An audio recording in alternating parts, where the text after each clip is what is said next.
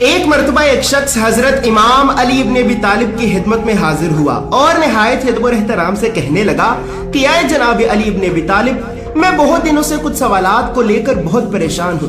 میں نے بہت کوشش کی کہ میں خود ان سوالات کے جوابات کو تلاش کروں، لیکن ہزاروں کوششوں کے باوجود بھی میں ان سوالات کے جوابات کو حاصل نہیں کر سکا۔ اے جناب علی ابن ابی طالب، میں بہت پریشان ہوں کیونکہ مجھے میرے ان سوالات کے جوابات کہیں سے بھی نہیں ملے۔ بس اسی پریشانی کی وجہ سے آج میں آپ کے پاس آیا ہوں تاکہ میں اپنے ان سوالات کے جوابات کو آپ سے حاصل کر سکوں۔ تو حضرت امام علی ابن ابی طالب نے فرمایا کہ اے بندائے خدا، گھبراؤ نہیں، علی کا در وہ در ہے کہ جس در سے کبھی کوئی خالی ہاتھ واپس نہیں جاتا۔ اے میرے نبی کے صحابی، تم مجھ سے جو بھی سوال کرنا چاہتے ہو بے شک کرو۔ تو وہ شخص کہنے لگا کہ اے جناب علی ابن ابی طالب، میرا پہلا سوال یہ ہے کہ اس کائنات میں وہ ایسی کون سی 10 چیزیں ہیں کہ جو ایک دوسرے سے بھی زیادہ سخت ہیں؟ میرا دوسرا سوال یہ ہے کہ اس زمین پہ سب سے پہلے بت پرستی کہاں سے شروع ہوئی اور کس نے شروع کی؟ میرا تیسرا سوال یہ ہے کہ اصحاب کہف کے علاوہ اس زمین پہ مرنے کے بعد کیا کسی اور کو بھی دوبارہ پھر سے زندہ کیا گیا ہے؟ اگر کیا گیا ہے تو کسے کیا گیا ہے؟ میرا چوتھا سوال یہ ہے کہ سمندر میں اتنی بڑی بڑی لہریں کس طرح سے پیدا ہوتی ہیں؟ آپ مجھے ان لہروں کے بارے میں بتائیں۔ میرا پانچواں سوال یہ ہے کہ اس زمین پہ سب سے پہلے شعر و شاعری کس نے شروع کی؟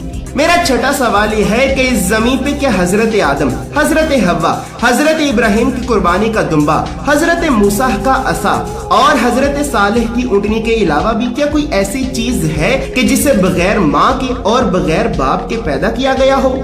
میرا ساتواں سوال یہ ہے کہ اس زمین پہ حضرت آدم اور حضرت حوا کو کس جگہ پہ اتارا گیا اور زمین پہ اترنے کے بعد یہ دونوں ایک دوسرے سے کس جگہ پہ ملے؟ میرا آٹھواں سوال یہ ہے کہ حضرت آدم کے ساتھ اس زمین پہ جنت سے ایک پرندہ بھی آیا تھا، اس پرندے کا نام کیا تھا اور وہ کیوں آیا تھا؟ میرا نواں سوال یہ ہے کہ وہ اللہ کے ایسے کون سے نبی تھے کہ جن کے دو نام تھے؟ اور آخر میں میرا 10واں سوال یہ ہے کہ دوزخ میں دوزخی لوگ کس زبان میں بات کیا کریں گے؟ تو حضرت امام علی ابن ابی طالب نے اسے اس کے پہلے سوال کا جواب دیا کہ اے بندائے خدا، تمہارے پہلے سوال کا جواب یہ ہے کہ وہ 10 چیزیں کہ جو اس کائنات میں ایک دوسرے سے بھی زیادہ سخت ہیں۔ تو اے بندائے خدا، اللہ نے اس زمین پہ پتھر کو سخت ترین چیز پیدا کیا، لیکن پتھر سے بھی زیادہ سخت لوہے کو پیدا کیا کہ جو پتھر کے بھی ٹکڑے ٹکڑے کر دیتا ہے۔ اسی طرح لوہے سے زیادہ سخت آگ کو پیدا کیا کہ جو لوہے کو بھی پگھلا دیتی ہے۔ آگ سے زیادہ سخت پانی کو پیدا کیا کہ جو آگ کو بھی بجھا دیتا ہے۔ پانی سے زیادہ سخت بادل کو پیدا کیا کہ جو پانی کو بھی اڑا دیتا ہے۔ بادل سے زیادہ سخت ہوا کو پیدا کیا کہ جو بادل کو بھی اڑا دیتی ہے۔ ہوا سے زیادہ سخت ہوا کے فرشتے کو پیدا کیا کہ جو ہوا کو بھی اڑا دیتا ہے۔ ہوا کے فرشتے سے زیادہ سخت ملک الموت کو پیدا کیا کہ جو ہوا کے فرشتے کو بھی مار دیتا ہے۔ ملک الموت سے بھی زیادہ سخت موت کو پیدا کیا کہ جو ملک الموت کو بھی مار دیتی ہے۔ اور موت سے بھی زیادہ سخت اللہ کا لفظ کن ہے، تو اس کن کو پھر ہونے سے کوئی روک نہیں سکتا۔ تمہارے دوسرے سوال کا جواب یہ ہے کہ اس زمین پہ سب سے پہلے بت پرستی کہاں سے شروع ہوئی؟ تو اے بندہ خدا، اس زمین پہ سب سے پہلے بت پرستی اللہ کے نبی شیز علیہ السلام کی قوم سے شروع ہوئی۔ حضرت شیز حضرت آدم علیہ السلام کے بیٹے تھے اور اپنی قوم میں سب سے زیادہ مقبول تھے۔ لوگ آپ کے لیے دور دور سے مختلف تحفے لاتے تھے، لیکن جب اللہ کے نبی شیز اس دنیا سے پردہ فرما گئے تو پردہ فرما جانے کے بعد آپ کے گھر والے یہ سمجھنے لگے کہ اب شاید ہمیں تحفے ملنا ختم ہو جائیں گے۔ تو بس اسی وجہ سے شیز علیہ السلام کے گھر والوں نے تحفے حاصل کرنے کے لیے مٹی کا ایک بت بنایا، اور بت بنانے کے بعد لوگوں سے یہ کہنے لگے کہ آئے لوگوں، اللہ کے نبی شیز اس دنیا سے پردہ فرما گئے ہیں۔ اللہ کے نبی کی یاد کے لیے ہم نے یہ ایک بت بنایا ہے تاکہ ہم اس بت کو دیکھ کر ہر وقت اللہ کے نبی کو یاد رکھ سکیں۔ تو بس اسی طرح جب اس وقت کے لوگوں نے یہ دیکھا کہ شیز علیہ السلام کے گھر والے تو خود اپنے گھر میں ہی شیز علیہ السلام کا بت بنا رہے ہیں، تو دوسرے لوگوں نے بھی اپنے اپنے گھروں میں اللہ کے نبی شیز علیہ السلام کا بت بنانا شروع کر دیا۔ اور اسی طرح شیطان نے ان لوگوں کو گمراہ کیا اور ان کی آنے والی اگلی نسلوں کے دلوں میں بھی کفر ڈالنے لگا، اور اسی کفر کی وجہ سے ہی اس زمین پہ سب سے پہلے بت پرستی کا آغاز ہوا۔ تمہارے تیسرے سوال کا جواب یہ ہے کہ کیا اللہ نے اصحاب کہف کے علاوہ بھی کسی اور کو زندہ کیا تھا؟ तो ए बंदा खुदा, अल्लाह ने असहाब कहफ के अलावा हजरत मूसा की कौम को मरने के बाद दोबारा फिर से जिंदा किया। जब हजरत मूसा ने अल्लाह का दीदार करने के लिए अल्लाह से दरखास्त की तो उस वक्त अल्लाह ने हजरत मूसा को कोहे तूर पहाड़ पे बुलवाया। जब हजरत मूसा कोहे तूर पहाड़ पे पहुंचे तो उस वक्त आपके साथ आपकी कौम के 70 लोग भी थे।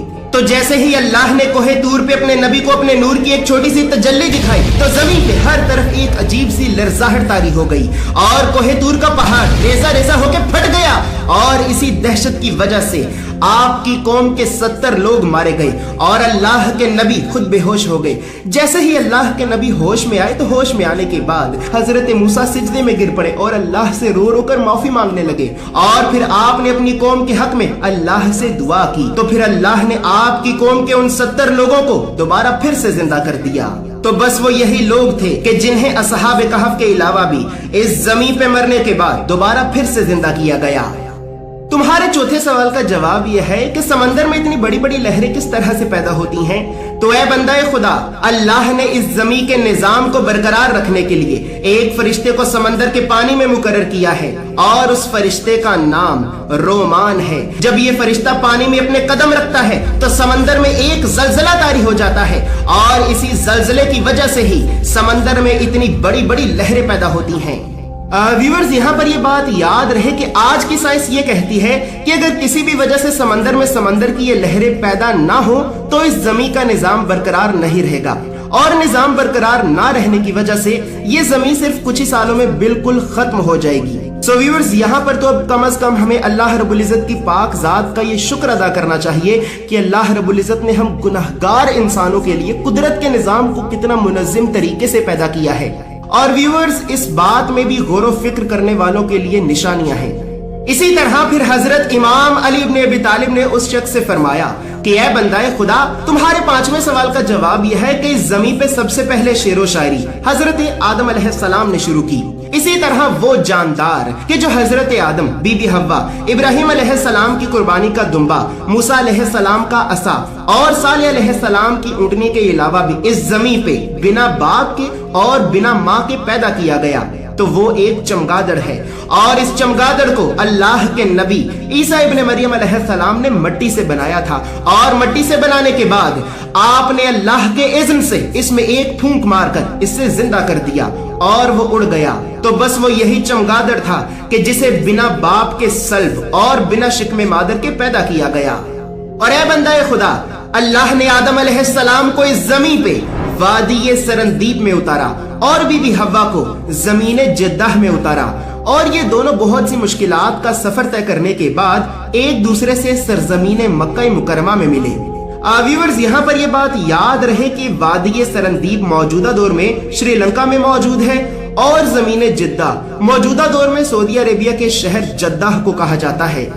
इसी तरह फिर हजरत इमाम अली इब्ने अबी तालिब ने इसे इसके 8वें सवाल का जवाब दिया कि ऐ बंदाए खुदा, वो परिंदा कि जो परिंदा हजरत आदम के साथ जन्नत से इस जमीन पे आया था तो उस परिंदे का नाम लटोरा है। जब आदम इस जमीन पे आए तो उस वक्त पानी को इस जमीन पे तलाश करना बहुत मुश्किल था, तो बस ये परिंदा इस जमीन पे उड़कर आदम अलैहिस्सलाम को पानी के मुख्तलिफ मुकामात के बारे में बताता ताकि आदम पानी के उस मुकाम पे पहुंचकर पानी को पी सके। तो बस ये परिंदा आदम अलैहिस्सलाम को पानी की तलाश करने में उनकी मदद करता था। इसी तरह अल्लाह के वो नबी कि जिनके दो नाम थे, तो उनमें सबसे पहले हजरत यूशा बिन नूह अलैहिस्सलाम हैं। इन्हें हजरत जुल्किफ्ल भी कहा जाता है। दूसरे हजरत अयूब अलैहिस्सलाम हैं। इन्हें हजरत इजराइल भी कहा जाता है। तीसरे हजरत खिजर अलैहिस्सलाम हैं। इन्हें हजरत तालिया भी कहा जाता है। चौथे हजरत ईसा इब्ने मरियम अलैहिस्सलाम हैं। इन्हें हजरत मसीह भी कहा जाता है। और 5वें अल्लाह के रसूल, अल्लाह के नूर मोहम्मद मुस्तफा सल्लल्लाहु अलैहि वसल्लम है और इन्हें अल्लाह की अर्श पे अहमद भी कहा जाता है। और आखिर में तुम्हारे 10वें सवाल का जवाब यह है कि दोज़ख में दोज़खी लोग आग के पुजारी यानी कि मजूसियों की जुबान में बात किया करेंगे और उनकी बात इस चीहो पुकार के सिवा और क्या होगी कि वो दोज़ख में अल्लाह से तड़प तड़प कर इस जमीन पे वापस आने की ख्वाहिश करेंगे। तो फिर अल्लाह की जात इन जहन्नुमियों से ये कहेगी कि ऐ जहन्नुमियों, तुम तो कहते थे कि हम तो मरने के बाद दोबारा जिंदा ही नहीं किए जाएंगे, और तुम ये भी कहते थे कि मरने के बाद दोबारा हम जमीन पे वापस किस तरह से आएंगे। तो अब मैं भी देखता हूँ कि तुम जमीन पे दोबारा किस तरह से वापस जाते हो। चखो अब दोज़ख के दर्दनाक अजाब का मजा। और इसी तरह ये लोग अल्लाह से तड़प तड़प कर माफी मांगेंगे, लेकिन अल्लाह इनकी चीखों पुकार और इनकी सदाएं बुलंद करने के बावजूद भी इन्हें माफ नहीं करेगा, और ये लोग दोज़ख की आग में हमेशा हमेशा के लिए जलते और सड़ते ही रहेंगे। अगर आपने अभी तक हमारा चैनल सब्सक्राइब नहीं किया तो अभी सब्सक्राइब करें और बेल आइकॉन को क्लिक करके हमारी लेटेस्ट वीडियोस के बारे में अपडेट जानें। सब्सक्राइब कीजिए और हम आपको लिए चलेंगे आपकी फेवरेट वीडियो की तरफ।